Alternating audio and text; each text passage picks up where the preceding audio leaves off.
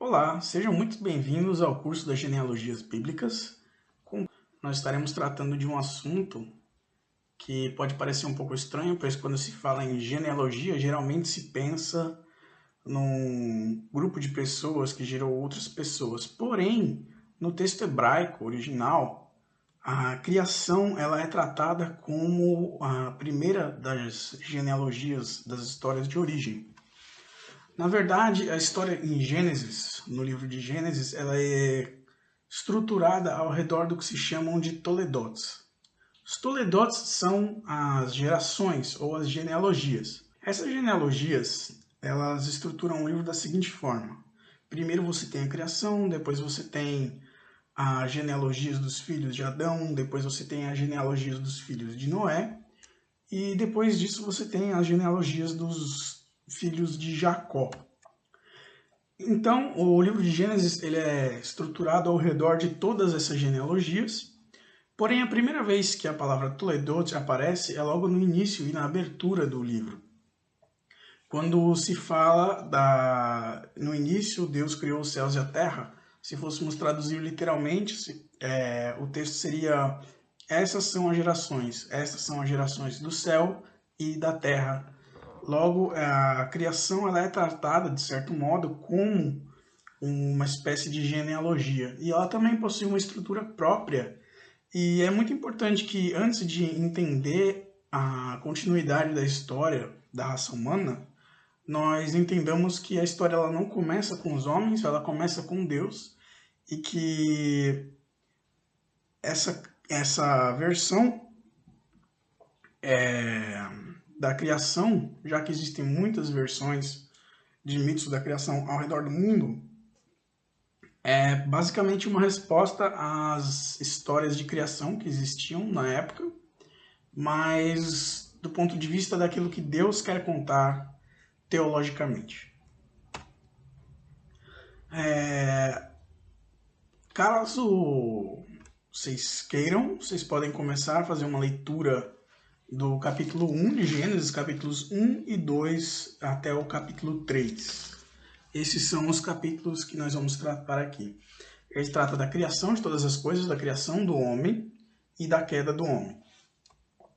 E essas passagens elas são incrivelmente profundas.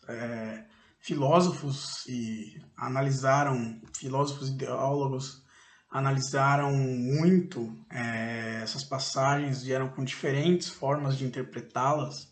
O mais famoso deles sendo Agostinho, Santo Agostinho de Hipona, que analisa Gênesis de diversas formas, algumas leituras mais literais, outras leituras menos literais, já no século IV. E se fôssemos tratar, existe uma infinidade de coisas a tratar nessas passagens. Porém, para fins de genealogia e para fins práticos, vamos nos manter aquilo que essa história quer contar. Então, do que se tratam esses 3 capítulos iniciais? Bom, eles são como uma introdução de toda a Bíblia, eles são uma chave de interpretação para entender todo o restante da Bíblia. E, como já foi dito, eles são uma espécie de tratado de teologia para um mundo que já não se lembrava de Deus. Então, o tempo passou depois da criação e foram se criando várias narrativas de Estado, as narrativas de Estado babilônico, sumérias ou egípcias ou de várias cidades-estado, em que você tinha histórias da criação e essas histórias da criação, na verdade, serviam ou a um Estado ou eram reminiscências de muito fugidias de memórias do que realmente aconteceu. Então, segundo a tradição, é o mais provável que tenha sido Moisés, compila algumas dessas tradições e ele demonstra, utilizando as estruturas literárias de sua época, as figuras imagéticas de sua época, um tratado teológico com uma teologia completamente oposta a toda aquela teologia que existia na época para aquele mundo do Antigo Oriente Próximo. Nós vamos ver como muitas pessoas, elas às vezes se referem à Bíblia como tendo copiado os mitos da Mesopotâmia, os mitos dos babilônios, mas na verdade, quando você analisa o texto em seus detalhes, você percebe que essas semelhanças com outros mitos, elas se dão apenas no quesito da forma, mas não do conteúdo. O conteúdo é basicamente oposto a todas aquelas mitologias, mesmo que use aquelas figuras de linguagem ou aquelas figuras mitológicas que já existiam na época. Mas alguns detalhes importantes que devemos notar e que são muito importantes para a interpretação que se tem de Gênesis, alguns pequenos detalhes que eu achei importantes serem mencionados. É que Deus, ele não é o criador do caos. Vamos ler, por exemplo, a passagem de Gênesis 1, versículo 3, quando ele diz: Disse Deus, haja luz, e houve luz, e viu Deus que a luz era boa, e fez separação entre luz e as trevas. Podemos ver que Deus faz a separação entre luz e trevas, porém ele criou apenas a luz. As trevas não foram uma criação de Deus. No caso, nem sequer parece que elas tenham uma existência própria. Parece que elas são uma espécie de ausência ou uma consequência dos pecados de outras criaturas, como no caso dos seres humanos, mas não que elas tenham uma existência própria derivada da natureza de Deus. As trevas não foram criadas por Deus. Isso é muito importante em termos de teologia, porque mostra que Deus não é o criador do mal. A criação, ela é boa. Por várias vezes se repete a seguinte frase: e Deus viu que era bom. E Deus viu que era bom. Várias vezes a cada dia da criação, Deus cria algo e fala: aquilo é bom. Deus vê que aquilo é bom, constata que aquilo não é mal, aquilo pode talvez não ser perfeito, mas é bom. Então a criação, ela reflete a natureza divina, de certo modo. Embora ela não seja perfeita, ela cumpre o seu objetivo e ela é boa. Tudo aquilo que Deus criou é bom. Há uma possível referência à Trindade em duas ocasiões. Na primeira, quando se fala que havia trevas sobre a face do abismo e o Espírito de Deus pairava por sobre as águas, né? O Espírito de Deus sopra sobre essas águas. E novamente, quando se fala que Deus cria o homem, ele fala: criemos o homem à nossa imagem e à nossa semelhança. O que é esse criemos, senão uma amostra da multiplicidade de Deus dentro de si mesmo, aquilo que os cristãos chamam de trindade. É muito interessante se ver que quando Deus cria o homem, e se fala que ele criou homem e mulher, e ambos eram a sua imagem, eles são mais do que uma pessoa, eles são duas pessoas. Isso gera uma consequência teológica muito interessante, que é o fato de que Deus é pessoal. E esse Deus pessoal, como todas as coisas foram criadas em Deus, quando falamos de amor, quando falamos de pessoalidade, quando falamos de bondade, ou de perdão, ou de qualquer outra característica, são características de uma pessoa para com outra. E se Deus fosse unitário, no sentido de que não houvesse mais do que uma pessoa na Trindade, ficaria muito difícil se explicar de onde vieram essas características, pois se todas as coisas foram feitas por Deus, e Deus existindo eternamente, não tinha ninguém para se relacionar, de onde viriam essas características presentes na criação? Logo, Deus, entendem os cristãos, ele é triuno. Ele é um Deus, no sentido de que existe apenas uma natureza divina, mas manifesta em três pessoas diferentes. E essas três pessoas, o Pai, o Filho e o Espírito Santo, segundo entendem os cristãos, elas se relacionam desde a eternidade, desde antes de haver tempo. E no caso, quando Deus cria o homem, e ele cria o homem e a mulher, e ele cria as relações familiares, essas relações familiares são criadas como uma cópia da natureza divina. Então, o casamento, por exemplo, ou a relação dos pais com os filhos é uma espécie de reflexo daquilo que existe em Deus desde a eternidade, que é a relação da Trindade. Deus não possui sexo nesse sentido, essa natureza masculina e feminina ela é apenas um aspecto biológico, porém essa natureza pessoal de Deus ela é manifestada nos seres humanos na criação através do masculino, do feminino, do paterno, do materno, do filial. Todas essas coisas foram criadas em Deus.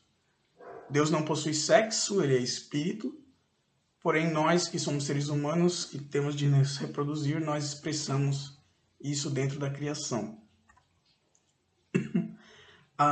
Muito se fala sobre Gênesis ser ou não literal, e eu não vou falar bem sobre isso, porém eu gostaria de deixar bem claro que Gênesis possui algumas características literárias que podem ajudar a interpretar se ele é um livro literal ou não.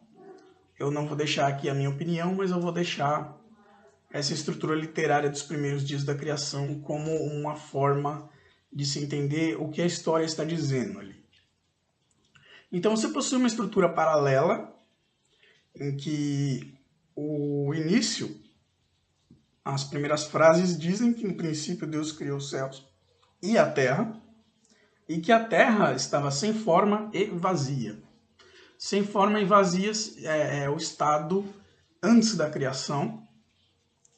E quando você divide os 6 dias da criação, de acordo com essas duas palavras, dessas duas palavras no hebraico, né, no caso que traduzidas são sem forma e vazio, você encontra duas estruturas.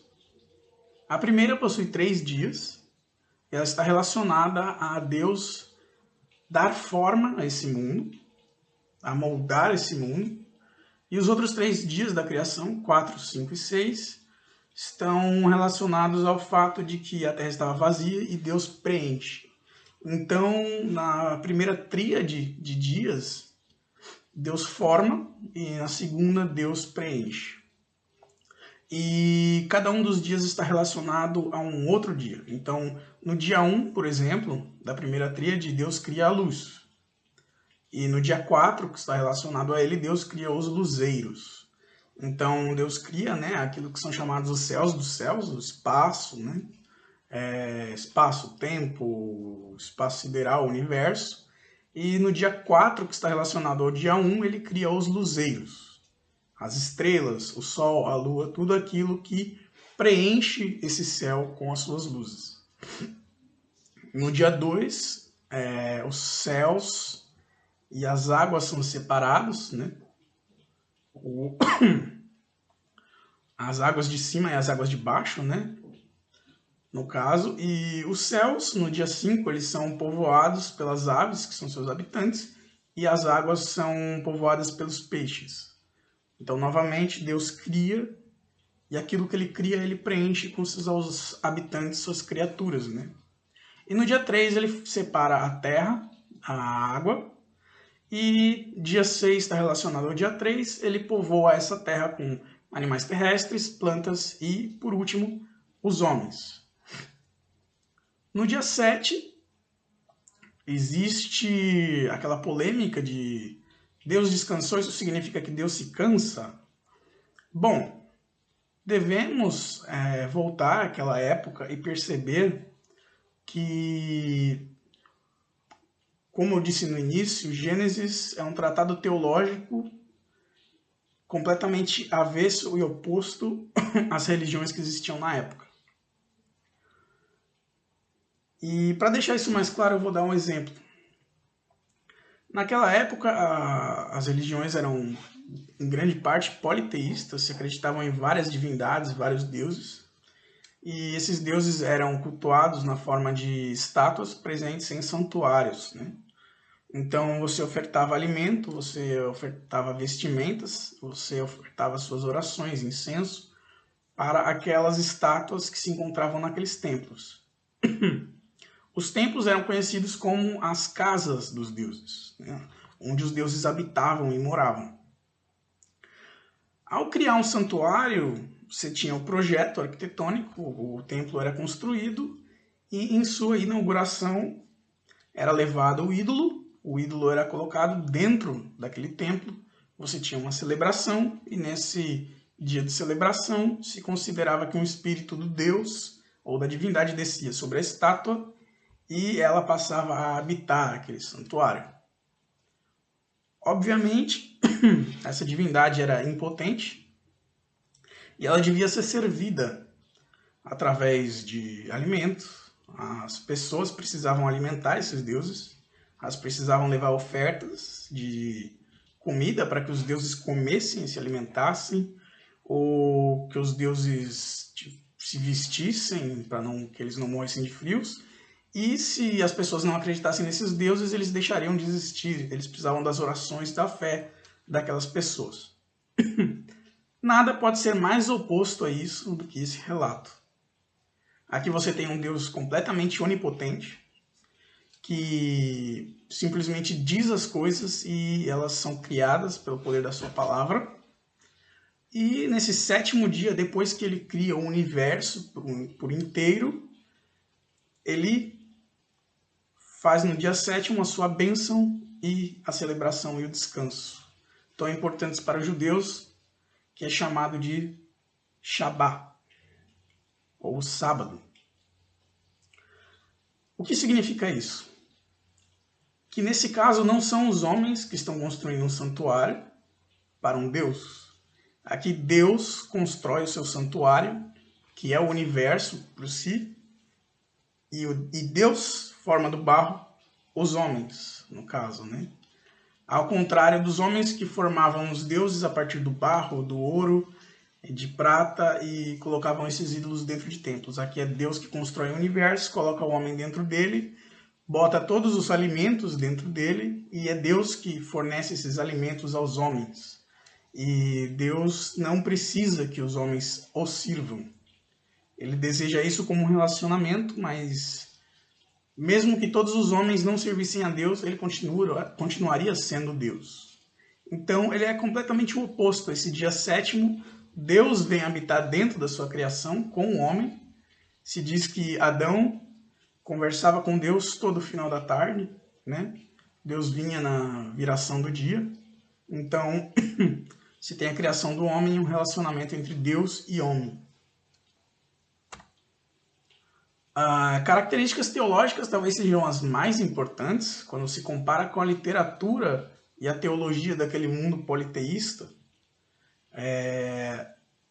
Os mitos de criação do Antigo Oriente Médio viam águas do caos, consideravam que existiam águas do caos e que dessa água surgiram tanto os deuses quanto os demônios, por algum processo desconhecido.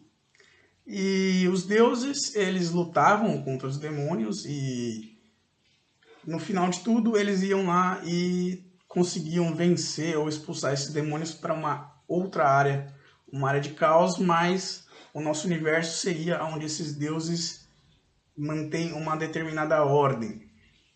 Então, por exemplo, você tem os deuses na mitologia mesopotâmica, um deles ele pega um bastão e ele destrói a personificação dos deuses do caos, que se chama Tiamat. E do sangue dessa batalha dos deuses contra os demônios surgem algumas partes da criação e surgem também os homens. Ou seja, os homens com sua natureza, de certo modo, maligna, por causa que eles foram, parte deles vieram do sangue desses demônios misturados à terra. E nada mais diferente do que a teologia bíblica, que diz que o homem foi criado bom e só depois que caiu em pecado que ele se corrompeu. Os deuses nessas mitologias, eles não possuem capacidade de onipotência ou onisciência, e a muito custo eles trazem ordem para a criação, tanto que eles precisam dos seres humanos do lado deles. Na teologia bíblica é completamente diferente. Deus tem o domínio absoluto, ele é onipotente, onipresente, onisciente.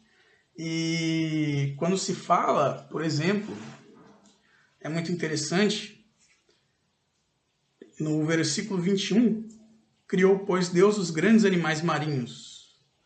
Esses grandes animais marinhos nada mais são do que os grandes monstros marinhos da antiguidade, que os antigos pensavam que existiam.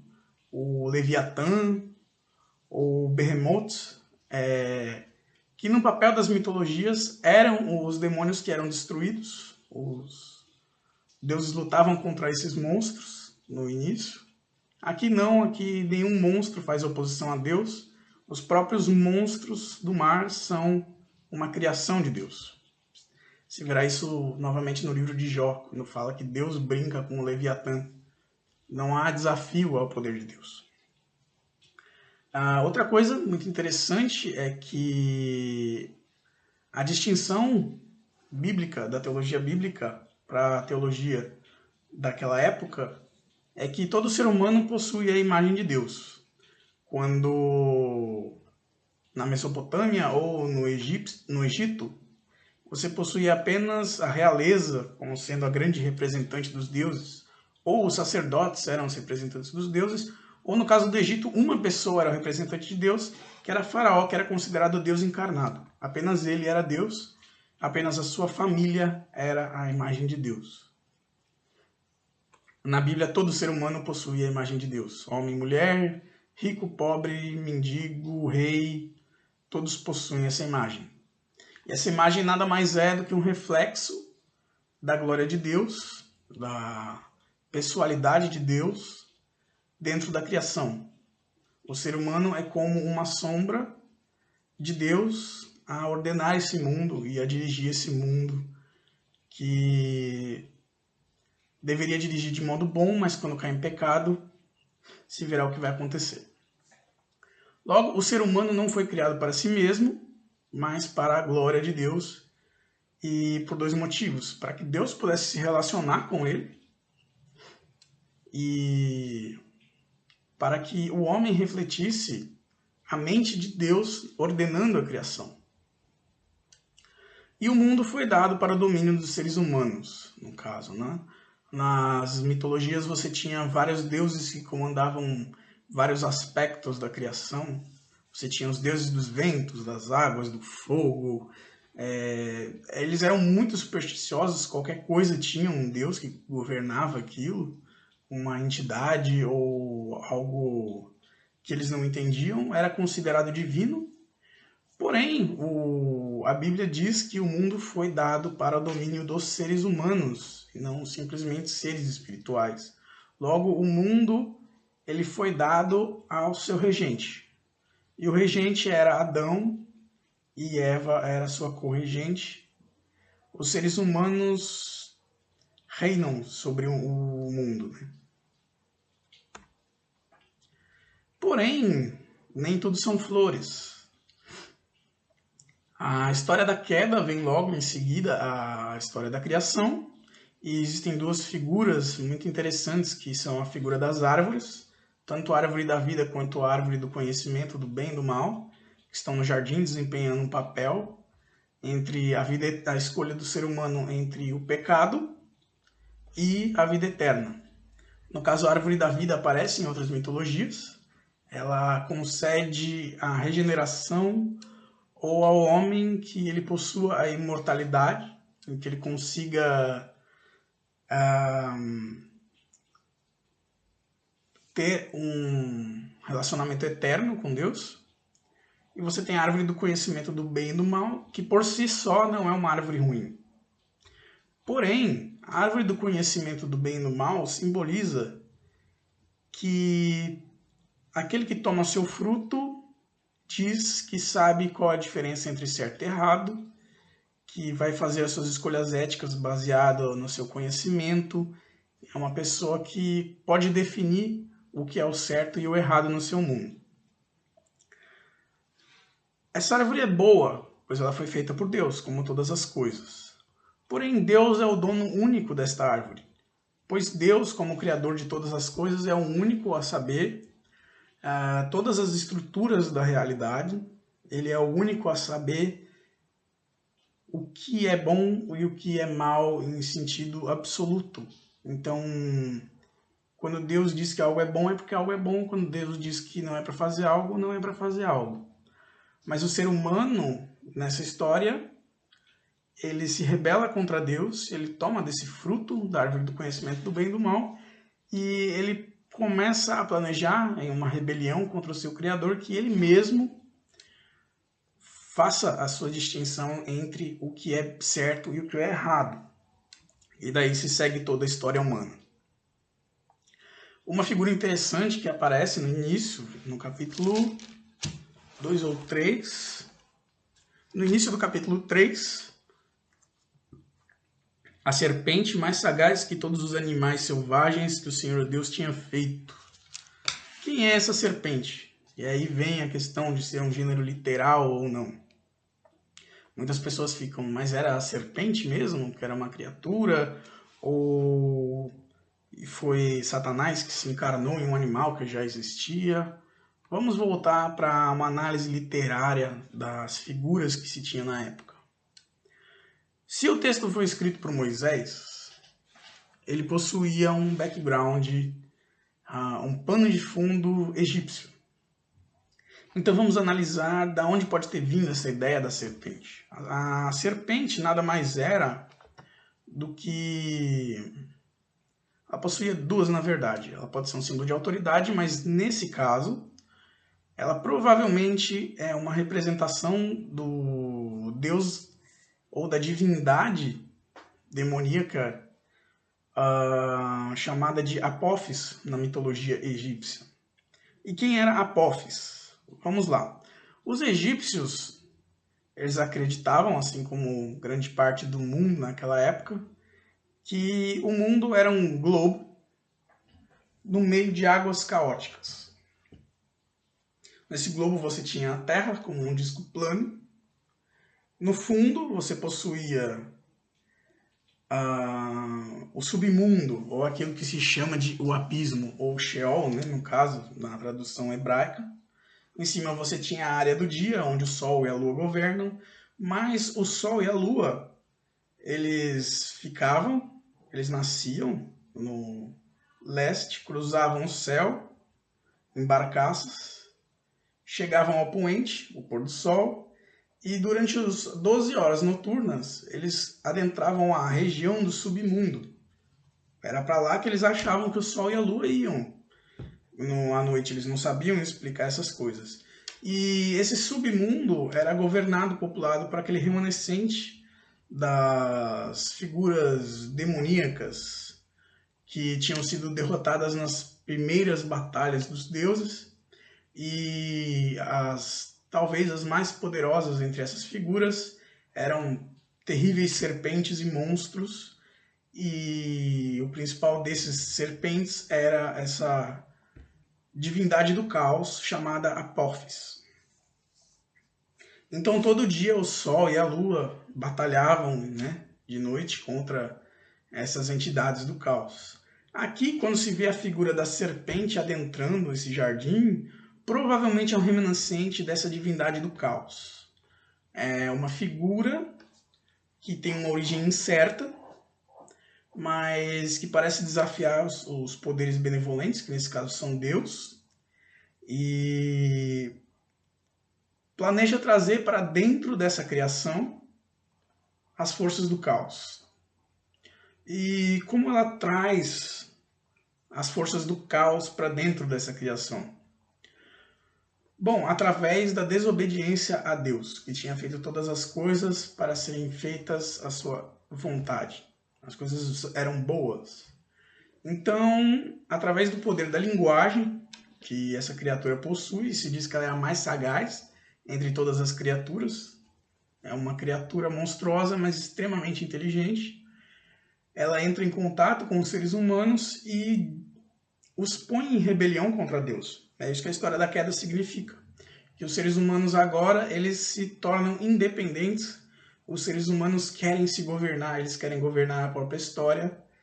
E daí que se segue a ideia da queda. Que os seres humanos agora se declararam independentes de Deus e eles querem governar o mundo, mas que o mundo não tenha a presença de Deus. Então, isso que se chama de pecado. E esse pecado traz uma série de consequências nefastas, ela traz o próprio caos para dentro da criação, e todas as relações que tinham sido feitas por Deus se tornam relações partidas. Então, as coisas mais importantes na criação, os relacionamentos mais importantes, que era o relacionamento do homem com Deus, ele é quebrado. Você vê Deus tendo que vir atrás do homem, e o homem se esconde o máximo que ele consegue, né? Ele percebe que está nu, ele sente vergonha, e tanto Adão quanto Eva se escondem de Deus, né? Deus tem que vir atrás, Deus tem que fazer um sacrifício envolvendo sangue de um animal inocente para que trazer uma roupa, uma roupagem simbólica para cobrir esses homens, o que é uma figura da cruz, né? A figura do inocente ter que ser morto, e através dessa morte você trazer algo que vai cobrir decentemente os seres humanos, que não possuem os meios de se cobrir. Eles fazem folhas de figueira, mas essas folhas são completamente inapropriadas para cobrir a sua vergonha. Fala do ser humano tentando costurar as suas próprias obras para não se sentir envergonhado diante de Deus. Isso não funciona. É Deus que tem que cobrir a vergonha do homem. Você também tem o primeiro casamento da história sendo desfeito, na verdade não desfeito, mas as consequências que o pecado traz para dentro dele, que era o casamento de Adão e Eva. No início, Adão fala que Eva é uma parte dele, né? Osso dos meus ossos, carne da minha carne, né? Ela vem dele, ela completa ele ao mesmo tempo, né? Eles são um só. E quando o pecado entra, ele destrói.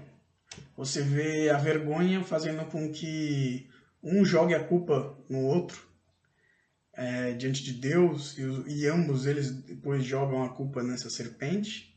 Mas o relacionamento deles, que era de intimidade, agora se torna um relacionamento de acusação, né? Então o casamento, como uma instituição divina, se torna manchado pelo pecado. Você vai ter depois todos os males que acontecem dentro do casamento, a violência doméstica, tudo isso como consequência do pecado, da falta de intimidade e amor, no caso. A família é afetada, no caso. Você tem os primeiros filhos de Adão e Eva sendo mencionados como Caim e Abel, e vai haver um assassinato. Então, dentro da própria família, você tem o primeiro homicídio, relações desfeitas, né? Sangue derramado. Você tem o domínio que Deus tinha dado para a natureza sendo desfeito pelo pecado. Na verdade, não desfeito, porque o homem ainda hoje tem domínio sobre a natureza, mas ao invés de ser uma imagem divina, o homem se torna um imperador sobre a natureza, um destruidor. Ele usurpa os recursos daquilo que ele devia estar administrando para Deus, e essa natureza é completamente destruída pelos homens, que exploram essa natureza, como se diz em Gênesis 11, quando o pecado começa a escalar. Sejam o terror das criaturas, né? Que todos os animais temam vocês, na verdade falando que a relação benéfica e benevolente que o homem tinha com a natureza se transforma, na verdade, em um terror. E o homem perde a sua própria relação mais íntima, a sua bênção mais íntima, que era a bênção da sua própria vida, né? O homem perde a sua própria relação com a sua própria vida. A vida se torna uma busca incessante por se manter vivo, através de um trabalho ou do suor do seu rosto. E no final, as próprias leis da física e as próprias leis da química e as próprias leis da biologia lutam contra esse homem, né? Esse homem que era feito por Deus, tinha acesso à árvore da vida para uma vida eterna, agora é um refém das leis da natureza, das leis da física, das leis da química, e ele se torna, no final das contas, nada mais do que pó. O pó de que ele foi tirado se transforma no pó para o qual ele vai voltar. A natureza faz o seu trabalho, e assim como o homem tomou da terra que Deus tinha dado, algo que ele não devia tomar, a árvore do conhecimento do bem e do mal, a terra agora devora o homem que havia devorado o seu fruto, e o homem volta a essa terra, não mais com vida eterna, mas apenas como alguém devorado pelas próprias leis da natureza. A entropia em ação. Talvez uma das piores consequências, né, que o pecado gera é que o homem que possuía um livre-arbítrio praticamente, como se pode dizer, uma própria administração sobre si mesmo e sobre suas vontades, como ele escolheu pecar, ele escolheu ter as suas próprias vontades sobre as vontades de Deus, Deus entrega o homem a essas vontades. E aquilo que mais tarde os teólogos vão chamar de a escravidão da vontade. Então, o ser humano agora, ele é livre de Deus, porém ele não é livre de si mesmo. Ele cai e, já que ele resolveu ter a sua própria vontade, essa vontade sem Deus se torna uma vontade escravizadora. E a nossa própria luta contra a nossa própria natureza, que segue desde aquela época até o fim dos tempos, é a de que o ser humano por si mesmo é um escravo da sua própria vontade, e a sua vontade não é mais livre. Ela não é mais um livre arbítrio. Ela é um arbítrio, é uma capacidade de tomar decisões, mas não é mais livre. Ela é presa ao próprio pecado, presa à nossa própria natureza biológica e à natureza da nossa carne para fazermos aquilo que desagrada a Deus. E o pecado nada mais é do que uma palavra que tenta juntar o que significa a maldade. O que é a maldade? Se não virarmos conscientemente as costas para Deus, para fazer aquilo que é errado, sabendo que aquilo não é a vontade de Deus, isso se chama maldade. E a loucura. O pecado nada mais é do que a maldade e a loucura juntos, na verdade, porque a loucura é a ideia de que nós podemos ser independentes de Deus e que nós sabemos o que estamos fazendo, que temos a completa noção de como governar as nossas vidas. E isso não é verdade. Toda a história humana, a partir da queda, ela é simplesmente uma constatação do pecado do homem e do que o homem é capaz de fazer sem Deus, né? E a história humana nada mais é do que a maldade e a loucura humanos em batalha contra a graça divina que tenta salvar esses próprios homens que caíram em pecado e se escondem de Deus. Porém, há uma esperança. E a esperança se encontra na forma da primeira profecia registrada na Bíblia. É uma profecia que ela não foi dada pela boca de homem, é uma profecia unicamente que veio da boca do próprio Deus, que promete nada mais do que uma semente do filho da mulher, um descendente que virá da mulher, que pisará a cabeça dessa serpente, dessa figura do caos. Um dia, esse descendente surgiria, e esse descendente, ele pisaria a cabeça dessa serpente, significando sua vitória total sobre esse inimigo dos homens, que enganou os homens e escravizou eles. E em sua morte, Esse homem, que teria o seu calcanhar picado pela serpente, e logo receberia todo o seu veneno e morreria em consequência disso, ele também venceria definitivamente essa serpente. Então, você tem uma pré-figuração de uma figura misteriosa que viria, pisaria a cabeça dessa serpente, seria morto absorvendo a sua maldade, absorvendo o seu veneno. Ele seria morto e, ao mesmo tempo, ele redimiria a humanidade. E é daí que vem a importância das genealogias, pois elas são um registro, a partir de agora, do próximo capítulo, de todos os descendentes que seguem uma linha do Antigo Testamento até chegarem no Novo Testamento, onde nós teremos quem é esse descendente, quem é esse misterioso descendente da mulher que pisará a cabeça da serpente e destruirá ela, mesmo com o poder em sua morte. Acompanhe-nos e na próxima aula nós teremos uma breve questão sobre a linhagem de Caim, mas seguiremos também com as genealogias até chegar na história de quem foi esse descendente da mulher que derrotou a serpente. Muito obrigado por nos acompanhar até aqui e Deus abençoe, graça e paz.